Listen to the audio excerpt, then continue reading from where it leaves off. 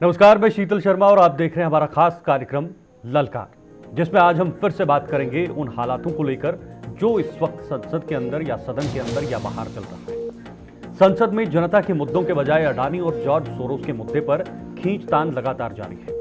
विपक्षी पार्टियां जहां अडानी और संभल हिंसा के मुद्दे पर चर्चा की मांग को लेकर हंगामा कर रही हैं, तो वहीं पिछले 3 दिन से सत्ता पक्ष ने भी जॉर्ज सोरोस के मुद्दे को लेकर विपक्ष के खिलाफ मोर्चा खोल दिया है। सदन में जारी गतिरोध के बीच जॉर्ज सोरोस के मुद्दे पर कांग्रेस की लोकसभा सदस्य प्रियंका गांधी ने भी विपक्ष पर सीधे निशाना साधा है। प्रियंका गांधी ने कहा है कि सोरोस का मुद्दा 1994 का मुद्दा है, जिसका कोई रिकॉर्ड किसी के पास नहीं है। लेकिन इससे पहले शुक्रवार को बीजेपी सांसद निशिकांत दुबे ने लोकसभा की कार्यवाही स्थगित होने के पहले जॉर्ज सोरोस के मुद्दे पर कांग्रेस और राहुल गांधी से 10 सवाल पूछे, जिसके बाद बवाल और भी बढ़ गया। दूसरी तरफ राज्यसभा में नेता सदन जेपी नड्डा ने जॉर्ज सोरोस का मुद्दा उठाते हुए कांग्रेस को जमकर घेरा है। नेता सदन जेपी नड्डा ने ओसीसीआरपी का मुद्दा उठाते हुए कहा, यह संस्था दुनिया के देशों को अस्थिर करने में लगी रहती है। बहरहाल मुद्दा कोई भी हो, यह सभी राजनीतिक दल सिर्फ अपनी अपनी साख बचाने में लगे हुए। जिस उद्देश्य के साथ संसद में जनप्रतिनिधियों को भेजा जाता है, वो बिना उठाए संसद की कार्रवाई ठप पड़ जाती है, जिसका नुकसान देश को होता है। जरा जल्दी से आपको बताते हैं कि आज जेपी नड्डा और प्रियंका गांधी आमने सामने दिखी। प्रियंका गांधी ने क्या कुछ कहा है, वो आपको जरा ग्राफिक्स के जरिए बताने की कोशिश करेंगे कि आखिर उन्होंने इस पूरे मुद्दे को लेकर, जो सोरोस का मुद्दा गरमाया हुआ है, उसको लेकर क्या कहा है। जॉर्ज सोरोस मामला, प्रियंका का जवाब, संसद में अडानी और जॉर्ज सोरोस का गतिरोध नजर आ रहा है। सदन के अंदर दोनों पक्ष इस वक्त आमने सामने हैं। सत्ता पक्ष ने जॉर्ज सोरोस मामले पर मोर्चा खोल दिया है, यानी सरकार के पक्ष ने। उन्होंने भी अब जॉर्ज सोरोस को लेकर एक नया मुद्दा सदन के अंदर खड़ा कर दिया है। लोकसभा सदस्य प्रियंका गांधी का बयान आया है इस पूरे मामले को लेकर। प्रियंका गांधी ने इसको लेकर क्या महत्वपूर्ण बातें कही हैं, जरा वो आपको बताने की कोशिश करेंगे। देखिए, 1994 का मुद्दा है जिसका कोई रिकॉर्ड नहीं है, ये प्रियंका गांधी ने कहा है। ये बहुत पुराना है, इसका कोई रिकॉर्ड है नहीं, तो इस पर बात क्यों करनी। जिस बारे में आप बात कर रहे हैं, क्यों बात कर रहे हैं भाई, ये कोई मुद्दा नहीं है। आप अडानी से बचने के लिए बात कर रहे हैं, ये प्रियंका गांधी ने खुद कहा है। आप अडानी से बचना चाहते हैं, उस संबंध में किसी को इतनी जानकारी नहीं है, किसी के पास जानकारी नहीं है, बेफजूल वजह से ये उठाया जा रहा है। ये देखिए, ये कांग्रेस के नेता कह रहे हैं, सब इसलिए क्योंकि अडानी पर बहस नहीं चाहते। ये एक बहुत बड़ा मुद्दा बन गया है। ये जानते हैं कि इसका इनके पास जवाब नहीं है, इसलिए ये सोरोस कर रहे हैं। लेकिन बड़ा सवाल है कि क्या वाकई में विदेशी ताकतें सक्रिय हैं भारत के खिलाफ। कांग्रेस को नड्डा ने घेरा है, राज्यसभा में जेपी नड्डा ने कांग्रेस को घेरा है। जेपी नड्डा ने ओसीसीआरपी का मुद्दा उठाया है, इसके तहत ही उन्होंने कांग्रेस को एक बार फिर से जमकर घेरा है। इसके साथ साथ आपको बताना चाहूंगा, संस्था दुनिया के देशों को अस्थिर करने में लगी है। देखिए, ये जेपी नड्डा ने कहा, बहुत महत्वपूर्ण बातें कही हैं जेपी नड्डा ने। एफडीएल एपी की को चेयरमैन सदन की एक सदस्या है, सोनिया गांधी सदस्य रह चुकी है, और उनका लिंक होना ये बड़े सवाल खड़े कर रहा है। ये कह रहे हैं ये संस्था कश्मीर को आजाद रियासत मानती है। देखिए, जब कश्मीर का मुद्दा या कश्मीर को अलग मानने का मुद्दा उन्होंने उठाया, तो जाहिर सी बात है, सवाल तो खड़े होंगे ही।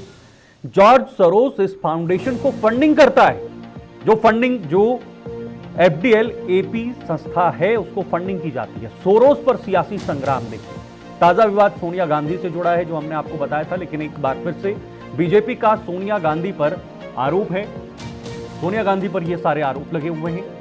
एफडीएल एपी संगठन से जुड़ा होने का आरोप लगा हुआ है, उसमें को चेयरमैन बताया जा रहा है। जॉर्ज सोरोस की फंडिंग से ये जुड़ी संस्था है, कश्मीर को अलग करने की मांग करता है संगठन, और भी कई सारे देशों में राजनीतिक दखल उनकी तरफ से किए जाते हैं। राजीव गांधी फाउंडेशन को भी फंडिंग होती है। बीजेपी इस तरह के आरोप पहले भी लगा चुकी है। बस अब सीधे जरा आगे चलेंगे, अब आपको जरा सुनाएंगे प्रियंका गांधी और बीजेपी के राष्ट्रीय अध्यक्ष जेपी नड्डा ने सदन के अंदर क्या कहा, और उसके बाद प्रियंका गांधी ने सदन के बाहर मीडिया से को संबोधित करते हुए क्या कहा, सुनिए सर। ऐसी संस्था है अध्यक्ष जी, जो देश में और विभिन्न देशों में डिस्टेबलाइज करने के लिए, वहां की संप्रभुता पर चोट पहुंचाने के लिए एक कुत्सित प्रयास करती है। और इतिहास इस बात का गवाह है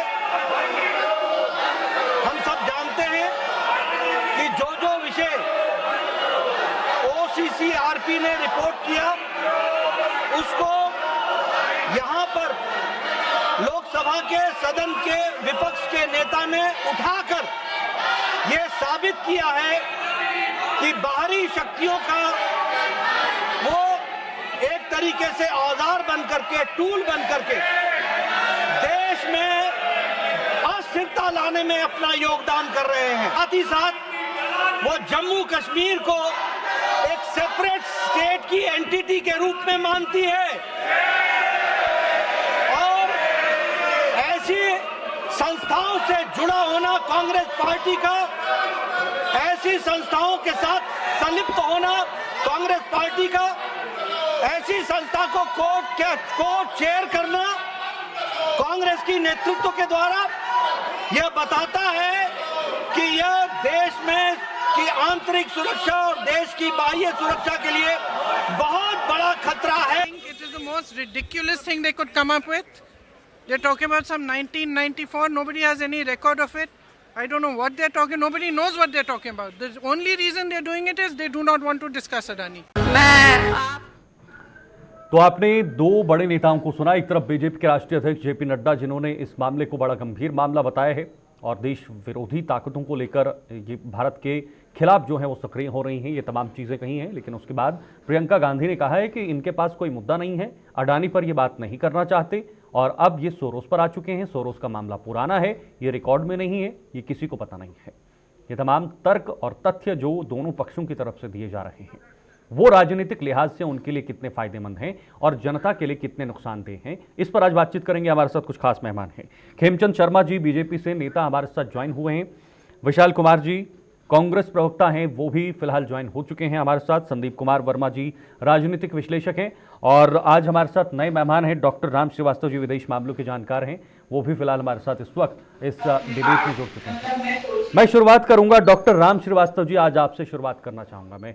देखिए, जिस तरह से सोरोस का मुद्दा अब निकलकर सामने आया है, जाहिर सी बात है एक अंतर्राष्ट्रीय मुद्दा बन गया है, अंतर्राष्ट्रीय एक कहीं ना कहीं लिंकेज निकलकर सामने आ रहा है। आप इसको कैसे देख रहे हैं? क्या वाकई में भारत के खिलाफ कोई देश विरोधी ताकतें हैं जो सक्रिय हैं?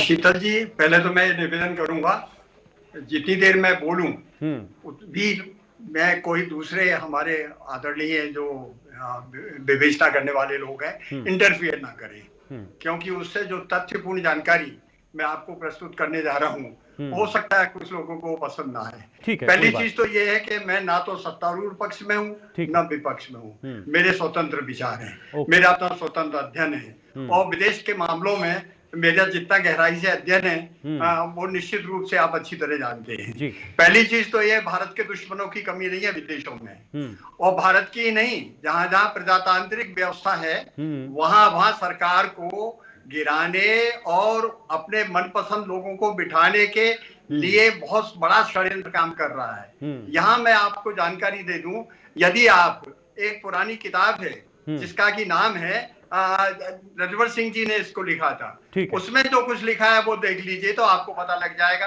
कि दुनिया में क्या चल रहा है।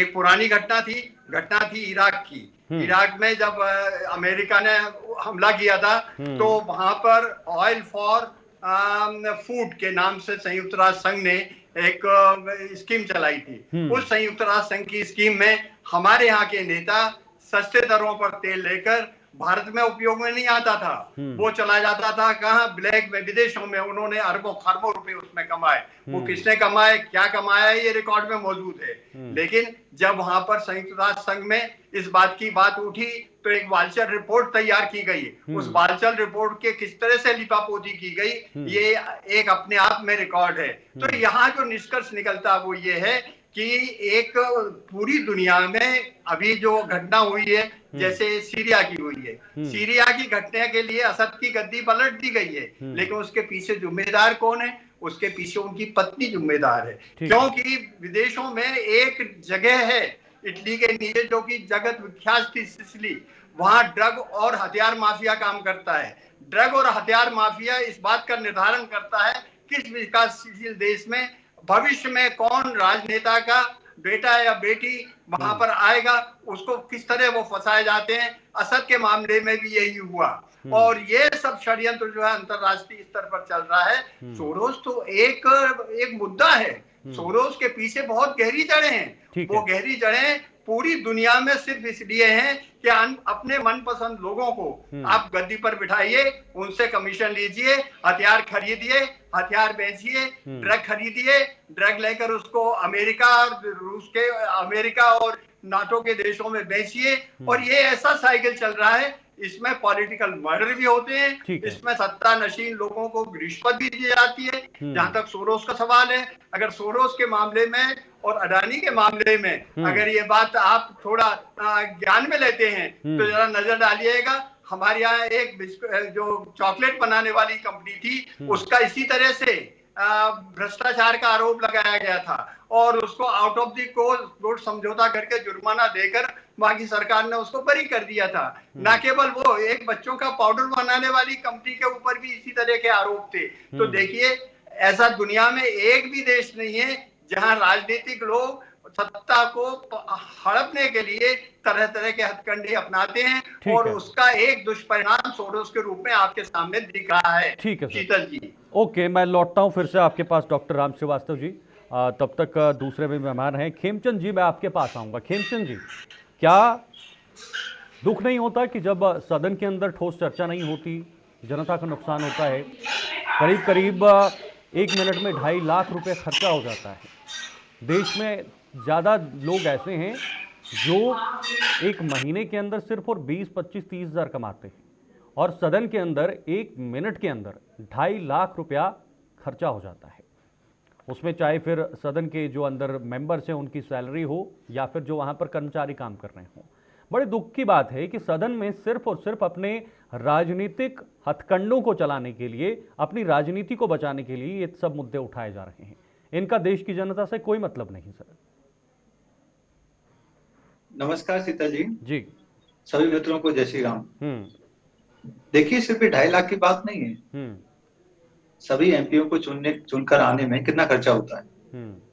देश की एस्पायरेशन है, उम्मीदें हैं, जनता की उम्मीदें हैं, 140 करोड़ लोगों की उम्मीदें हैं, उनकी समस्याएं हैं। वो देश को विकसित राष्ट्र देखना चाहते हैं। आदरणीय प्राइम मिनिस्टर मोदी जी देश को विकसित राष्ट्र बनाना चाहते हैं। उन्होंने पूरा रोड मैप बनाया हुआ है। 10 साल से लगातार वो दिन रात काम कर रहे हैं और काफी हद तक उन्होंने देश को आगे बढ़ाया है। वो 10वें नंबर से 5वें नंबर पे लाए और 30वें नंबर पे ले जाने का भरसक प्रयास किया जा रहा है। जल्दी हम 30वें नंबर की इकोनॉमी बन जाएंगे। लेकिन क्या विपक्ष उसमें सकारात्मक रूप से सहभागिता दे रहा है? नहीं दे रहा है। अभी FDL-AP जो ऑर्गेनाइजेशन है उसमें वाइस प्रेसिडेंट है श्रीमती सोनिया गांधी जी, और श्रीमती सोनिया गांधी जी कांग्रेस की अध्यक्षा रही हैं। आज भी कांग्रेस को वही चलाती हैं, कांग्रेस की चेयरपर्सन है। उनके बगैर कांग्रेस में कुछ नहीं होता। और वो एक ऐसे ऑर्गेनाइजेशन से जुड़ी हुई है जिसमें सीधा सीधा जॉर्ज सोरोस का पैसा मिलता है, जॉर्ज सोरोस की फंडिंग है, जॉर्ज सोरोस का इंटरवेंशन है, उनकी डायरेक्शन पे काम होता है। ये तो सीधा सीधा लिंक है। जब राहुल गांधी जी अमेरिका गए और उन्होंने अनाप शनाप सिखों पे बात की तो क्यों की? किसी के इशारे पे की। अब सामने आ गया जॉर्ज सोरोस के इशारे पे की। वहां कह रहे थे कि सिख भारत में गुरुद्वारा नहीं जा सकते, कड़ा नहीं पहन सकते, पगड़ी नहीं पहन सकते, जो बिल्कुल सफेद झूठ था। और लोगों ने देखा वो सफेद झूठ है, लोगों ने उसको अस्वीकार भी किया, भर्त्सना भी की। लेकिन राहुल गांधी क्योंकि वो तो खालिस्तानी को फ्यूल देना चाह रहे थे। खेमचंद जी, प्रियंका गांधी को आपने सुना कह रही कि उनके पास कोई मुद्दा नहीं है, ये बहुत पहले का मुद्दा है, 1994 का अगर मुद्दा नहीं है तो इनके पास मुद्दा नहीं है, अगर मुद्दा नहीं है तो अब चर्चा करें। अगर मुद्दा नहीं है तो अब चर्चा से भाग क्यों रहे? जब चर्चा होगी आपके पास जो है आप रखें, हमारे पास जो हम रखेंगे। चर्चा के लिए सामने नहीं आते, इसलिए इन्होंने अब सोरोस का मुद्दा लाया है ताकि इसको डाइवर्ट किया जाए। क्या वाकई में ऐसा है? नहीं, सोरोस का मुद्दा बहुत बड़ा मुद्दा है जी। सोरोस हमारी इकोनॉमी को अपने अकॉर्डिंग चलाना चाहते हैं, हमारे देश की पॉलिटिक्स को अपने अकॉर्डिंग चलाना चाहते हैं, हमारे यहाँ की जो पॉलिटिकल पार्टी हैं उनको अपने अकॉर्डिंग चला रहे हैं। तो ये तो एक बहुत बड़ा इंटरनल और एक्सटर्नल दोनों सिक्योरिटी का कंसर्न है कि वो सीधा सीधा हमारे देश में, हमारी इकोनॉमी में, हमारी डेमोक्रेसी में इंटरवेन कर रहे हैं और उसका कुछ लोग साथ दे रहे हैं और वो लोग बहुत ही पावरफुल लोग हैं। तो इस पे तुरंत चर्चा होनी चाहिए, गंभीर चर्चा होनी चाहिए और जो दोषी है उसको सजा मिलनी चाहिए। इस तरीके से नहीं बच सकते। अडानी पे जो चर्चा करनी है वो करो। 2014 के बाद कूटनीतिक बदलाव हमारे देश में देखा गया है, या कूटनीति के मामले में जैसे हमारे देश ने प्रगति की है, विकास किया है, क्या आपको नहीं लगता कि हम उस स्तर पर बैठे हैं, इस मुद्दे को हम सुलझा सकते हैं या इस मुद्दे पर कोई ना कोई कार्रवाई कर सकते हैं? क्या हम उतने ताकतवर नहीं? देखिए, हम विदेशी ताकतों से तो हम लड़ सकते हैं, लड़ रहे हैं, लेकिन अगर देश के ही लोग उनका साथ देंगे तो इस पे चर्चा होनी चाहिए। ओके। और वो अपने आप को कहते हैं कि हम जिम्मेदार हैं, हम एलओपी हैं, लीडर ऑफ अपोजिशन हैं, हम सेकंड लार्जेस्ट पार्टी हैं, हम विपक्षी पार्टी हैं, हम कई स्टेट में गवर्नमेंट में हैं, तो इस पे चर्चा होनी चाहिए। ठीक है सर, कि वो जिम्मेदार हैं या नहीं है, विशाल जी, और कितने उनकी समस्या है। ओके, विशाल जी के पास आता हूं जरा। विशाल जी बताइएगा, खेमचंद जी कह रहे हैं कि घर का बेदी लंका ढाए, हम अंतर्राष्ट्रीय ताकतों से तो लड़ेंगे लेकिन जो अपने अंदर घर के लोग हैं उनसे हम नहीं लड़ पाएंगे, वो ही अपने घर का जो भी राज है वो बाहर तक पहुंचा रहे हैं, यानी वही देश को खोखला करने का काम कर रहे हैं। ये सोरोस का मुद्दा कोई छोटा मोटा मुद्दा नहीं है विशाल जी। जैसे सबसे पहले मैंने डॉक्टर राम श्रीवास्तव जी से ही कमेंट लिया था, उन्होंने बड़े अच्छे से समझाया। बोलने का मौका दीजिएगा। जी जी, बिल्कुल बिल्कुल। देखिए शीतल जी, पहली बात तो आपको बता दें कि जॉर्ज सोरेंस भारत में कब आया। भारत में पहली बार वो अपना दाखिला करा 1999 में, जब प्रधानमंत्री अटल बिहारी वाजपेयी थे, और अटल बिहारी वाजपेयी का किस पार्टी से संबंध है वो सबको जानता है। और दूसरी बात, आज भाजपा जिस फ्रेंच मीडिया पार्ट की रिपोर्ट दिखाकर जो ड्रामा कर रही है, उस ड्रामा का रिपोर्ट ने खुद कह दिया कि भैया देखिए ये मीडिया पार्ट का वेबसाइट है, जो आज अभी कुछ देर पहले कहा कि देखो भैया हमने ऐसा कोई फेक न्यूज नहीं फैलाया है, तो हमारे नाम को लेकर आप ऐसा मामला देखिए। हाँ, मैं दिखा दे रहा हूँ, हमने ऐसा कोई फेक न्यूज नहीं। मीडिया पार्ट, जिस मीडिया पार्ट का रिपोर्ट भाजपा लेकर सदन में हल्ला कर रही है, मैं उसको दिखा दे रहा हूँ। उन्होंने खुद कहा कि देखो भैया मैंने ऐसा कुछ नहीं कहा, हमारे नाम को लेकर झूठा खबर नहीं फैला। जैसा कि जानते हैं भाजपा केवल झूठा खबर करती है। अभी भाजपा के नेता कह रहे थे कि भाई चर्चा होनी चाहिए। कौन चर्चा से भाग रहा है? लगभग 10 दिन हो गए शीतल जी। हम तो पूछना चाहते हैं भाजपा के नेता से, बताएं कितने दिन प्रधानमंत्री मोदी सदन में मौजूद रहे? मात्र एक दिन, जिस दिन सदन का शुरुआत हुआ था, उसके बाद प्रधानमंत्री मोदी जी कब मौजूद है बताइए। देखिए तरह तरह के हथकंडे हैं, अंडानी पर चर्चा ना हो, अंबानी पर चर्चा ना हो, इसके लिए रोक तंत्र। पहले तो इन्होंने कहा कि कांग्रेस के सांसद अभिषेक मनु सिंघवी के बेंच पर पैसा मिला। अरे भैया पैसा मिला तो जो आदमी देश के टॉप जीएसटी देने वाले लोगों में से उनको 50,000 रुपए मिला, क्या मामला है भैया? हम तो कह रहे चर्चा कीजिए, लेकिन प्रधानमंत्री मोदी सदन कब आएंगे? आए ना भैया, मना कौन कर रहा है? और दूसरी बात, अगर जॉर्ज सोरेंस हमारे देश का विशाल जी, विरोधी सदन के अंदर कौन हंगामा करता है वो सबके सामने है सर, सदन लाइव चलता है, आप क्यों नहीं मानते सर? मैं तो कह रहा हूँ विपक्ष कौन का काम सदन है चलने भैया। नहीं दे रहा है? इससे पहले भारतीय जनता पार्टी विपक्ष में हुआ करती थी, आदरणीय सुषमा स्वराज जी विपक्ष के नेता हुआ करती थी, और सुषमा स्वराज जी किस तरह विपक्ष के नेता का रवैया दिखाई पूरा देश जानता है। विपक्ष का पहली बार नहीं है, अटल बिहारी वाजपेयी जी भी विपक्ष के नेता रहे। शीतल जी, आप किसी के बीच में नहीं बोलते, मुझे बोलने का पूरा मौका। आपके अपने सहयोगी दल कह रहे हैं कि आप अडानी मुद्दे पर चर्चा कर रहे हैं, अडानी पर लगे हुए हैं, आप किसी और मुद्दे पर बात नहीं कर रहे हैं। रोक टोक नहीं किया, तो हमें ही बोलने दीजिए। आपको ही बोलने का मैं आपको भी सुनूंगा। बोलिए विशाल। इसी देश में अटल बिहारी वाजपेयी विपक्ष के नेता थे, जो बैलगाड़ी से संसद पहुंचने का काम किए, तो क्या वो ड्रामा नहीं था? आज विपक्ष सवाल उठाया तो ड्रामा हो रहा है। अरे हम तो कह रहे हैं, अगर जॉर्ज देखिए, ये फिर एक और मीडिया रिपोर्ट मैं आपको दिखा रहा हूँ, अगर जॉर्ज सोरेन अगर भारत विरोधी गतिविधियां कर रहा है और अमेरिका कर रहा है, तो भारत का विदेश मंत्रालय क्या कर रहा है? क्यों अमेरिका की सरकार से वार्तालाप नहीं करी कि भैया आपके यहाँ का बैठा आदमी हमारे देश में गुटबाजी कर रहा है, उसको सरेंडर करवाइए। जॉर्ज सोरेंस भारत में 40,000, एक दो नहीं 40,000 छोटे उद्योग किसानों और स्टूडेंट को लोन देने का काम करती है। विशाल जी, आप मुझे बताइएगा जरा, जो अंतर्राष्ट्रीय संस्था अगर कश्मीर को अलग रियासत बताएगी, क्या आप उसके समर्थन में हैं? एक मिनट में बस खत्म करो, फिर मैं आपके सवाल का जवाब दूंगा बस जी। अगर 40,000 लोगों को,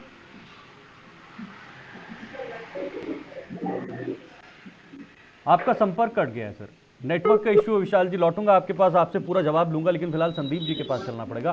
संदीप जी, आपने देखा, आपने सुना, दोनों पार्टियों को आपने सुना, और साथ साथ विदेश मामलों के जानकार हमारे साथ डॉक्टर राम श्रीवास्तव जी हैं, उनको भी आपने सुना।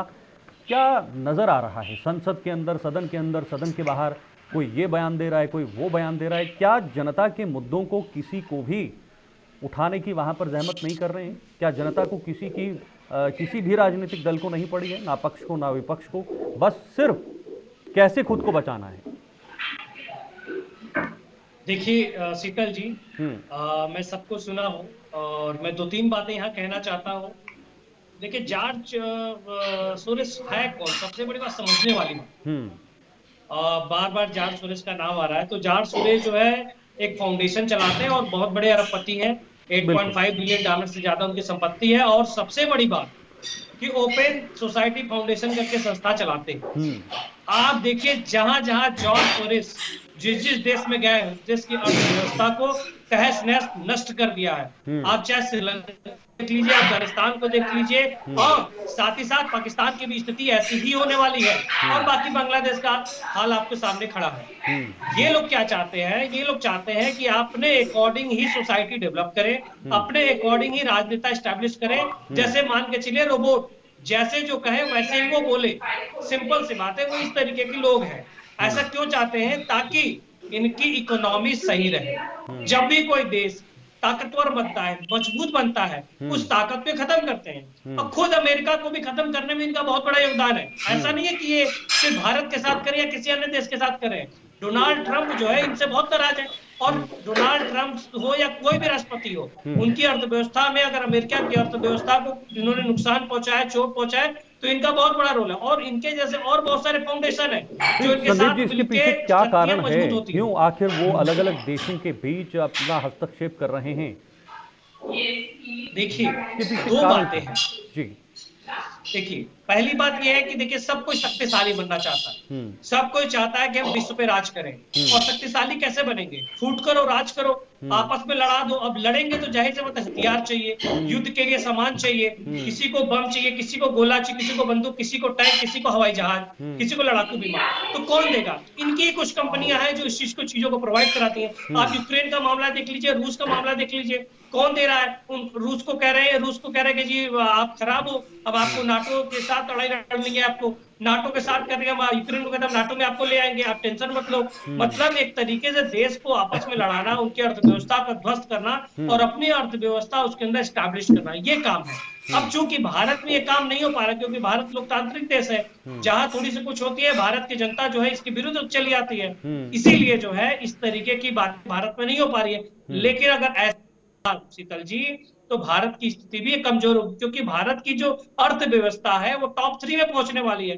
अब बहुत सारे जो अच्छे लोग हैं वो चाहते हैं कि अच्छे पोजीशन पे भारत पहुंचे, लेकिन उसके विरुद्ध भी बहुत सारे लोग हैं जो चाहते हैं भारत की अर्थव्यवस्था और डाउन जाए, ताकि भारत विश्व पे कब्जा न कर पाए। एक और सवाल है जिसका मैं आपसे जवाब जानना चाहूंगा। जैसे सदन के अंदर जो अब मुद्दे उठाए गए हैं, पहले प्रधानमंत्री मोदी को अडानी के साथ जोड़ा जा रहा है, इधर सोनिया गांधी को सोरोस के साथ जोड़ा जा रहा है।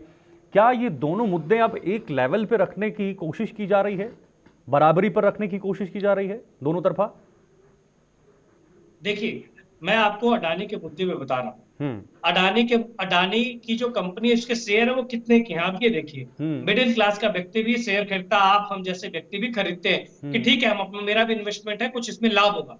लेकिन जब अडानी की स्थिति, एक रिपोर्ट आई थी अभी बहुत इंपॉर्टेंट, मैं आपको उनको नाम बताना चाहता हूँ, बहुत इंपॉर्टेंट वो नाम है, जिन्होंने $128 बिलियन लगभग इतने का नुकसान पहुंचाया था। शॉर्ट सेलर रिपोर्ट आई थी, और शॉर्ट सेलर रिपोर्ट के तहत $128 बिलियन का नुकसान हुआ। तो किसका नुकसान हुआ था? भारत के पैसा नुकसान हुआ था। अगर भारत का कोई कंपनी, भारत की अर्थव्यवस्था मजबूत हो रही है और भारत का कोई व्यक्ति बाहर जाके विदेश में अच्छा काम कर रहा है, तो भाई क्यों उसका नाम डुबा रहे हो, अपने देश का नाम क्यों खराब कर रहे हो? पहले चीज। और देखिए जो सोरेस पहले से नहीं, सोरेस बहुत पहले से ही इस तरीके की फंडिंग करते हैं। हमारे प्रवक्ता कांग्रेस से कह रहे थे कि जी 40,000 से ज्यादा स्टूडेंटों को लोन दिया। भैया लोन के बदले ले क्या रहे हैं आप? ये भी तो देखो रिवर्स में क्या लिया उन्होंने। बहुत अर्थव्यवस्था उनकी भी खराब की है, ऐसा नहीं है। छोटी छोटी जो कंपनियां जिनको बैन किया गया, गवर्नमेंट ने बंद किया, वो इसीलिए बैन किया क्योंकि वो बहुत ज्यादा नुकसान पहुंचा रही थी। ठीक है सर, ओके। विशाल जी आप सुन पा रहे हैं हमें? विशाल जी, विशाल जी तक आवाज नहीं पहुंच पा रही हमारी। चर्चा को आगे बढ़ाने की कोशिश करूंगा। खेमचंद जी हैं, विशाल जी, संदीप जी और डॉक्टर राम श्रीवास्तव जी। विशाल जी का रुख करेंगे, कांग्रेस के प्रवक्ता हैं। विशाल जी आप सुन पा रहे हैं हमें? हाँ विशाल जी अपनी बात को पूरी कीजिएगा और उसके बाद में डॉक्टर राम श्रीवास्तव जी आपके पास आऊंगा। देखिए, अगर मैं भारतीय जनता पार्टी के जो नेता जी बैठे हुए उनसे मेरा 3 सवाल है। अगर जॉर्ज सोरेंस भारत विरोधी गतिविधियां में है, अभी कांग्रेस पार्टी भी अपनी वेबसाइट पे जाके सवाल पूछी है, मैं उसको दोहरा दे रहा हूँ, तो उनका धंधा पानी भारत में क्यों चल रहा है? मोदी जी धंधा पानी क्यों नहीं बंद करा? 1-2 धंधा पानी नहीं, 40,000 लोगों को ये धंधा पानी दे रहे हैं, उन लोगों का धंधा पानी तुरंत से बंद हो, तुरंत बंद हो। और भारत का विदेश मंत्रालय क्या कर रहा है? क्यों अमेरिका के पास जाके नहीं कहा कि भैया आपके देश का लोग हमारे देश का विरोध कर, उनका प्रत्यापन कीजिए, उनको अपने अंडर लेने का काम कीजिए। कब विदेश मंत्रालय करेगा? कब जयशंकर जी की नींद खुलेगी, जयशंकर जी दिखाने का काम करेगा। और तीसरी बात, जिस विदेशी न्यूज का ये मीडिया पार्ट का ये सवाल खड़ा करके दिखाना चाहते हैं, वही मीडिया पार्ट ने कहा कि भैया देखिए मैं इस तरह का कोई ज्ञापन नहीं रिलीज किया हूं, तो मेरे नाम पर झूठ फैलाने का बात नहीं किया। तो झूठ फैलाने की फैक्ट्री भारतीय जनता पार्टी, झूठ का अड्डा जेपी नड्डा वाली पार्टी आज फिर से पकड़ी गई झूठ फैलाने के मामले में। जिस मीडिया के बारे में ये कह रहे हैं वही मीडिया इनके मुंह पर तमाचा मारा कि भैया मैंने ऐसा कभी नहीं लिखा, तो हमारे नाम पर झूठ ना फैलाए। अगर ऐसा बात है तो क्या करी भारत की सरकार? तो 1999 में पहली बार जॉर्ज सोरेन भारत आए और उसमें प्रधानमंत्री अटल बिहारी वाजपेयी थे, और अटल बिहारी वाजपेयी का संबंध किस पार्टी से था पूरा देश जान रहा है। ठीक है, जवाब लेता हूं खेमचंद जी। खेमचंद जी जल्दी से जवाब दीजिएगा, फिर डॉक्टर राम श्रीवास्तव जी के पास नहीं समझते विदेशी मामलों को और इस तरीके के जो कॉम्प्लिकेटेड मैटर है। वो कह रहे हैं कि पहली बार आए जब अटल बिहारी वाजपेयी प्रधानमंत्री थे। आ तो कोई भी सकता है, किसी को बात रोकता थोड़ी है, लेकिन उनके साथ संबंध किसके हैं, उनके ऑर्गेनाइजेशन के साथ संबंध किसके हैं, कौन जाके उनके लोगों से मिलता है, कौन उनसे डायरेक्शन लेता है, और उस डायरेक्शन के अकॉर्डिंग भारत में यहाँ पे डिस्टर्बेंस फैलाने की कोशिश की जा रही है। और जॉर्ज सोरेन जो 2024 इलेक्शन से पहले साफ साफ कहता है कि भारत में इंटरवेंशन करूंगा, भारत के चुनाव में इंटरवेंशन करूंगा, मैं अपनी जो चॉइस की सरकार है वो बनवाना चाहता हूँ, अपने अकॉर्डिंग चीजों को चलवाना चाहता हूँ। तो उन्होंने फाइनेंशियल जो हमारे यहाँ पे उद्योगपति उन पे अटैक किया, उन्होंने पॉलिटिकल सिस्टम में भी लोगों को सेट किया, और भी जो अन्य एजेंसी उनको फंडिंग करके भारत में डिस्टर्बेंस पैदा करने की कोशिश की। उनसे लिंक किसके हैं? वो लिंक निकल के आ रहे हैं। विशाल जी कह रहे हैं कि अगर आप श्रीमती सोनिया गांधी जी कोई छूट, तो अगर आप सत्ता में हैं तो क्या आप इन चीजों को रोक नहीं सकते? अगर ऐसे कोई हमारे देश में बाहर से बैठकर छेद करने की कोशिश कर रहा है तो क्या यहाँ पर सरकार का भी कोई कर्तव्य बनता है? शीतल जी, आपको याद होगा FCR के अंदर बहुत सारे एनजीओ आते थे, हजारों एनजीओ की फंडिंग रोकने का काम भारतीय जनता पार्टी की सरकार ने किया है। वो फंडिंग का क्या उपयोग होता था, किस तरीके से यहाँ पे वो डिस्टर्बेंस पैदा करते थे, या फिर हमारे जो डेवलपमेंट के प्रोजेक्ट उनको रुकवाने का काम करते थे। लेकिन यहाँ एक छोटे मोटे किसी एनजीओ की बात नहीं है, यहाँ पे लीडर ऑफ अपोजिशन की माता जी की बात है, पूर्व कांग्रेस की अध्यक्षता की बात है, और आज जो कांग्रेस पार्लियामेंट्री बोर्ड है उनकी जो चेयरपर्सन है उनकी बात है। मतलब एक ऐसे राजनेता की बात है जो सबसे पुरानी पार्टी की अध्यक्षा रही है, उनकी कंट्रोलिंग पोजीशन में है। अगर वो इस चीज में लिप्त हैं तो उस पर चर्चा होगी, चर्चा के बाद, क्योंकि पार्लियामेंट हमारे देश की डेमोक्रेसी का मंदिर है, वहाँ सब चीज डिसाइड होती है, वहाँ चर्चा होगी। और अगर वो इस तरीके की चीजों में पाई जाती है चर्चा के बाद, तो उनको सजा भी देनी चाहिए और सजा भी मिलेगी। लेकिन इसीलिए तो चर्चा से भाग रहे हैं। अगर इनकी दाढ़ी में तिनका नहीं होता, अगर इनके पास छिपाने के लिए कुछ नहीं होता, तो ये चर्चा करते और सदन में हमें ललकारते। और सदन में जो बोला जाता है, मैं आपके टीवी के माध्यम से सभी लोगों को बता दूं, सदन में जो बोला जाता है वो सच बोला जाता है, क्योंकि वहां पे उसको चैलेंज किया जा सकता है। अगर आप सदन को गुमराह कर रहे हैं तो आप पे कार्रवाई होगी। तो सदन में हमारे नेताओं ने बोला है, सदन में हमारे नेता चर्चा करने के लिए तैयार हैं। जो हमारे नेता सदन में चर्चा करने के लिए तैयार हैं, तो हमारे पास ऑथेंटिक इंफॉर्मेशन है, डिटेल इंफॉर्मेशन है। आज कांग्रेस की दाढ़ी में तिनका है, चोर है, इसलिए वो भाग रहे हैं। ठीक है सर। डॉक्टर राम श्रीवास्तव जी आपके पास आऊंगा। डॉक्टर राम श्रीवास्तव जी, जब ऐसे मामले सामने आते हैं, जब किसी देश के अंदर से जुड़ाव किसी देश के बाहर के किसी के साथ होता है, अगर ये सही है सरकार की तरफ से ये मुद्दा जो रखा गया है, तो इसको लेकर क्या कदम सरकार की तरफ से उठाए जाने चाहिए पूरे मामले को लेकर?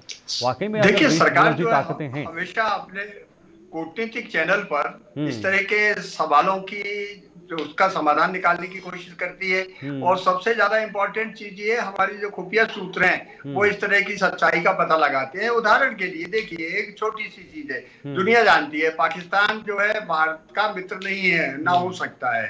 और पाकिस्तान का जो अखबार है डॉन अखबार, उसमें न्यूज छपी है, वैसी न्यूज ढाका टाइम्स में, ढाका का जो टाइम्स है उसमें न्यूज छपी है। वो न्यूज क्या है, हमारे मिस्त्री जो विदेश मंत्री हैं, विदेश सचिव हैं, अभी ढाका गए थे।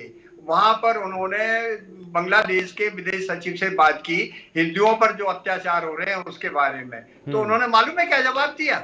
उन्होंने जवाब दिया, ये हमारे देश का आंतरिक मामला है। अरे हिंदू मर रहे हैं, कत्लेआम हो रहा है, हमारे यहाँ के नेता लोग चुप हैं, उनको नहीं देख रहे हैं, उनकी महिलाओं को उठाकर ले जा रहे हैं, बलात्कार हो रहा है। दुकानें लूट रही हैं, मंदिरों को जलाया जा रहा है, मूर्तियों को तोड़ा जा रहा है, और ये उनका देश का आंतरिक मामला है। एक न्यूज चैनल पर जब इस तरह की राष्ट्रीय बहस चल रही थी, तब एक नेता और एक विशेष धर्म के एक प्रवक्ता वहां पर बोल रहे थे एक के यही शब्द, ये जो वहां पर अत्याचार हो रहे हैं इसकी हम निंदा करते हैं, पर ये उस देश का आंतरिक मामला। भाई आंतरिक मामला कैसे हो गया?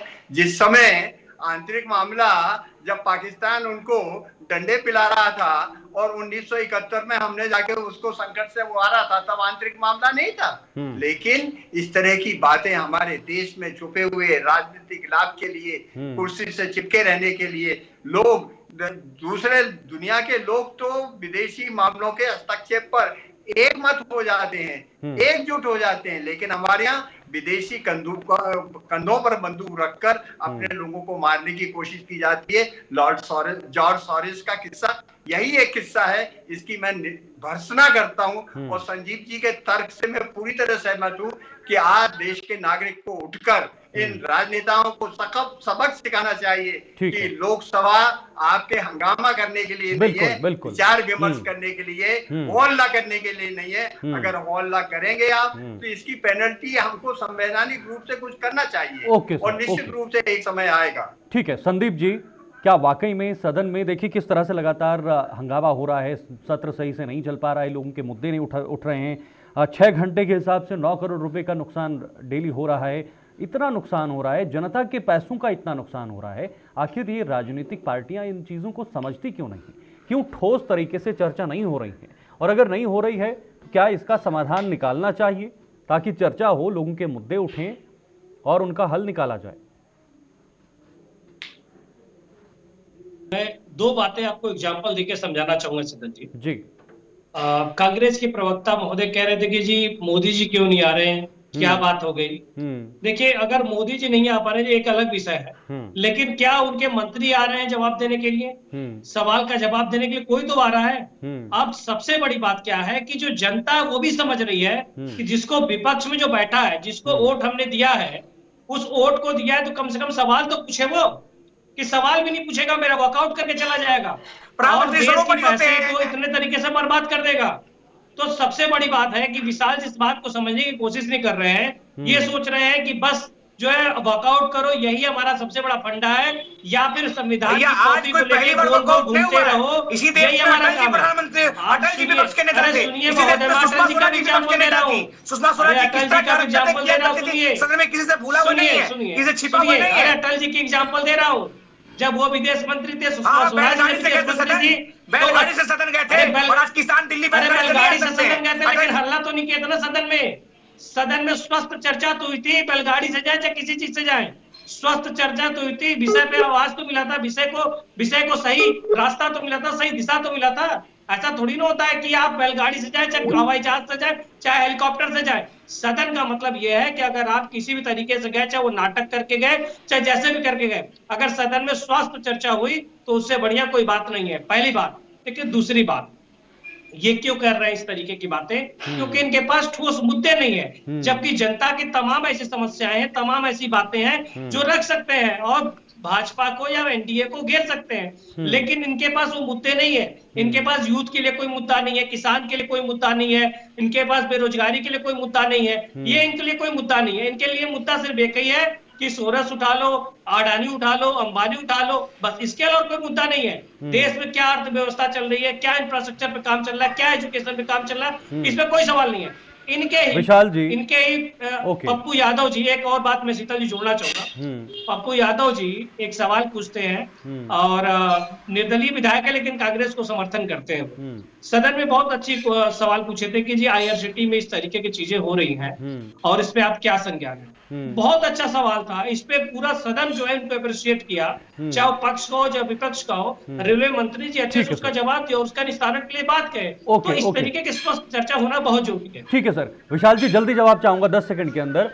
इसी रवैये के कारण आपके अपने सहयोगी दल आपसे बिछड़ रहे हैं सर, क्योंकि वो चाहते हैं किसानों पर बात हो, वो चाहते हैं संभल पर बात हो, वो चाहते हैं बेरोजगारी पर बात हो, महंगाई पर बात हो, लेकिन आप 10 साल से सत्ता से दूर होने के बाद भी ये मुद्दे नहीं उठा पा रहे हैं, भुना नहीं पा रहे हैं इनको। विशाल जी